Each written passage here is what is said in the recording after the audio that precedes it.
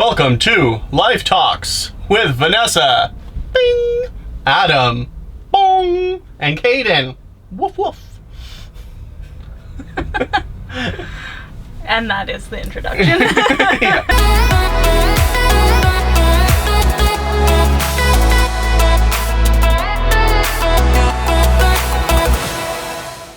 Hey guys, we want to have an informal and honest discussion about living in a van and like why people choose the van life, I guess people call it now, or living on the road, like traveling and working on the road. Mm-hmm. There's a lot of fluff and frou-frou woo-woo stuff out there, just showing like all the glamorous sides, and we try to show both, I guess, like the amazing landscapes and people we're meeting and like all these like amazing photos that we get to take and videos, but then we try to show like more day-to-day real life stuff too. Yeah. So that's what this video, I guess, is going to be more based on, is the real like nuts and bolts of like why people choose van life and why we chose van life to begin with. The biggest thing that we hear from others, and the biggest thing for us, was the time freedom that living this lifestyle provided. We didn't, like everyone else, we had jobs, we were working, we had important responsibilities like a mortgage and everything that goes hand in hand with owning your own house. There's a lot of stress and a lot of responsibility around that, and in turn there's a lot of time that is spent trying to support that lifestyle. So for us, by giving that up and choosing to live more simply, we gave ourselves a lot more time to do things that we really actually wanted to be doing and spending our time doing. Yeah. And then the other freedom too that we talk to people about is more financial freedom. It's not like dirt cheap or like free to live on the road by any means. And if people are selling you like that they're saving tens of thousands and like crazy amounts of money, then either they're not like traveling that much and they're just like literally squatting in their van like in a field somewhere and like bare bones living. But if you still want to have like some kind of semblance of like a regular life, like where you're buying like, you know, normal amounts of groceries and, you know, going out to eat once in a while, or doing like some entertainment, extra, like you're going like to the movies and like just all the normal day-to-day stuff, and then you're spending money on gas and your vehicle expenses like maintenance and oil changes and stuff. So like it does add up. Like we do save money, but it's not astronomical compared to what it was. Yeah, what you're saving is like your mortgage payment and everything associated with that, bills, or your rent. Like we own our vehicle outright, so our expense is, right now it's just gas because our insurance is all paid up. But if we had a monthly insurance payment, that would be coming out, and your vehicle expenses, and then the expenses that you have to put aside for or plan for when your vehicle breaks down. Yeah. And also we know what prices are like in big cities, but we've never lived in like a true like metropolitan city. Like in Canada, that would be Toronto and Vancouver, and then down the States, you know, it'd be lots of cities, like Chicago, Phoenix, LA, where the housing prices are just through the roof, where, you know, 90% of your take-home income goes to bills and mortgage. Yes. So we were having a tough time already, and then I can only imagine what it's like in bigger cities where literally you're priced out of the market. You can't afford anything. So if you live in one of those places and then you move to a van, you're going to see like a huge savings. Yeah. But if you don't live in one of those places, then your savings will still be there. They're just not going to be like exponentially greater as they would be if you came from like San Francisco or LA or Vancouver or Toronto. A lot of people are finding the cost of living so high, especially in these major centers, and they're realizing they can sell their condo for like $1 million and move into a van and buy that outright, build and buy that vehicle outright for under $50,000 and be living on the road, doing what they want to be doing, traveling, experiencing new things, having time with their partner or spouse or kids or whatever it is. And they don't have that responsibility and that pressure to be making enough to afford $1 million house and the lifestyle that comes with that. Yeah. And also another reason was the obvious, I guess, of being able to be mobile and travel where we wanted to, at least where we could take a vehicle, easily. So that could be anywhere, like from North America all the way down to South America. And then we also talked about, like, in the future, like, we do own this van, this house, so we could ship it to Europe, because people do that, like put it in a container and bring it across. So people ship from Europe to North America to here, to do their travels. Do it in reverse. Yeah, exactly. Europe, we're coming for you. Yeah. So yeah, like the obvious is like being mobile and being able to travel. I don't know, like it was just disheartening to know that if I only had 2 weeks vacation, if that, like sometimes you were working, like I would work through my vacation time, just to like get ahead a bit, or to break even. So if I only have a week or two over 20-30 years, then we just found that wouldn't be enough time. And like already we've traveled more than we would have like ever. Just living for those 2 weeks vacation, as opposed to like trying to find a balance of like traveling and working and trying to build a business. That's what we're trying to do right now. We wanted balance in our lives.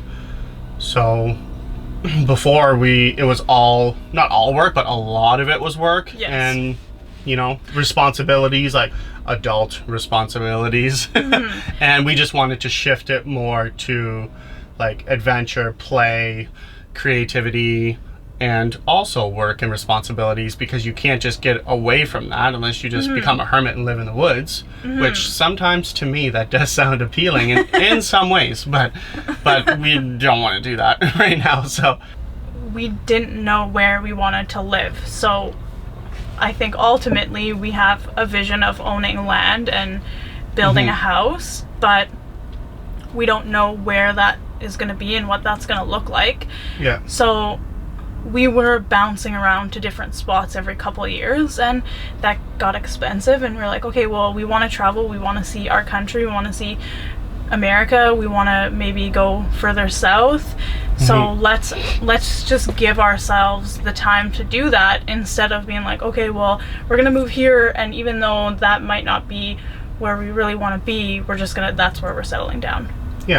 And all of those things like put together, like if it's a little bit of financial freedom and some time freedom and travel and not knowing where you want to live, that all like encompasses into not feeling like you're stuck, I guess, somewhere, which is kind of like, it's a double-edged sword in some ways, because like we do miss the security of working steady, let's say, like steady paycheck every 2 weeks and like that sort of thing. But then I think a lot of people feel like they're stuck, whether it's in their job or it could be a relationship, or in even like in the city that you live in, because you might live in a very expensive place and then see something else like a beautiful property or a house like outside in the country, and you say, well, I can't really do that because I have to keep running on the treadmill in the cycle of where I'm at. Because if you step outside of it, like some people can't not work for a few weeks because then they fall too far behind, and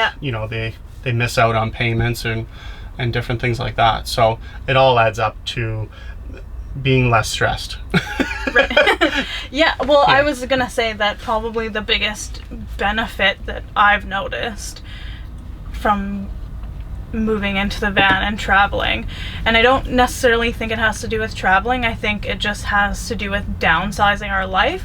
So the van is not necessarily the thing that brings that. It's not the van physically, it's it's what the van represents, and that I would say both of us have had like significant reduction in our stress level, because our like before, every month you're like, oh my god, okay, how much money is coming in, how much money is coming out. Even if you have the money, it's still like you're constantly checking and be like, okay, is that there, is everyone getting paid, whatever. Mhm. And that just a constant level of stress, even if it's not a huge level of stress, it might be pretty low, Mhm. but it's just like constantly there. Yeah. And that's totally gone. I'd say like the only kind of stress that maybe we have now are really like minor things, like where we're parking at night when we're in a new place if it's dark, or still money stress. Well, yeah. Everybody has money stress because Just a different kind unfortunately, of money stress. yeah, that's just like the society that we live in. Like, unless you are totally off grid, like grow your own food and make your own clothing, whatever. Yeah, like 100% self-sustainable. Yeah, which is like 5 people that we know, maybe, or like Yeah. see on YouTube or something. So yeah, everybody has money stress. You're never gonna get out of that. But not the same level. Not the same level. No. We kind of touched on it before, but like being more creative and meeting new people and like learning more and having time to follow passions, and like all of those things are just overarching themes that we wanted to incorporate now rather than wait until we're retired or not retired. Yeah. You know, in the future, like maybe like the way it's going now, some people don't have the opportunity really to even retire, Yeah. which is sad. So we wanted to try to do all that stuff now, and this isn't going to happen. But if we had naysayers in our life and they said, oh, well, you're going to fall flat on your face, or it's like, even if we traveled for a year and then we went back to, you know, a town or a city and worked semi-normal jobs or part-time or whatever, we still have this van, we still have the experiences, we have already learned a lot, we've spent a lot of time together, probably more than a lot of couples have spent together, Yeah. just because modern life, you know, keeps people separate with work and responsibilities. So we already have all of that in the bank, so we're just like totally happy with that already. Yeah. And then moving forward, sky's the limit. We can choose from this point what we want to do. We have choices.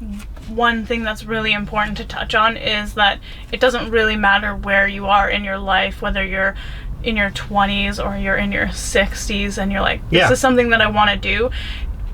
Because if you do it and you start making the plan to make that happen, then you will have that experience. You don't have to like go into van life or whatever being like, I'm gonna live like this for the rest of my life. You can just do it for a season, do it for 4 months, and then go back to your job and work, or, you know, take the summer off, take the winter off, whatever works for you, but allows you that time to like explore your own interests, explore your own passions, like have some time for yourself and for the people that are in your life that you care about. Yeah, because you can do it. If you stuck around this long, if this is at the end of the video, then like believe in yourself, because you can do it. Like you can learn carpentry, you can learn, you know, electrical, you can learn to live on the road or work for yourself or whatever. Like we married, single, families, whatever, it doesn't matter. You can do it. Yeah, exactly. Because we met lots of people who are in lots of different situations that are already doing it, and then we also get lots of comments saying, I don't know how to do this, or, you know, I wish I could. So if you really want it, you can do it. Especially, I just want to say, like, especially for women and women who are single, we get a lot of women reaching out to us who say, like, I want to do this, but like I don't have a man in my life. Well, screw that guy. You don't need him. You can totally do this on your own. Like, you can figure out how to cut cabinetry and throw together a bed and just like get out there and do it. Like, you don't you don't need a guy to have an adventure. Yeah. And we'll always be here to answer questions and help people. Exactly. I think you have a bigger community than you realize whenever you start looking through, you know, your Rolodex. Where did that come from? Rolodex in the 1960s and 70s. People had, my mom had a Rolodex. Your mom probably still has a Rolodex. No. Well, maybe like stashed away somewhere. For sure she does. No, I think she didn't have like a Rolodex. She had Susan will tell us if she has flip, a Rolodex. Yeah, like not a Rolodex is like a spinning one. She had like a flip through one. which is kind of like a Rolodex. I think we touched on a lot of different reasons why we chose van life and to live on the road. But if you guys have any comments or questions, make sure that you leave them below. You can like, share, and subscribe to our channel. You can turn on the notification bell to make sure that you know when we have content that comes out.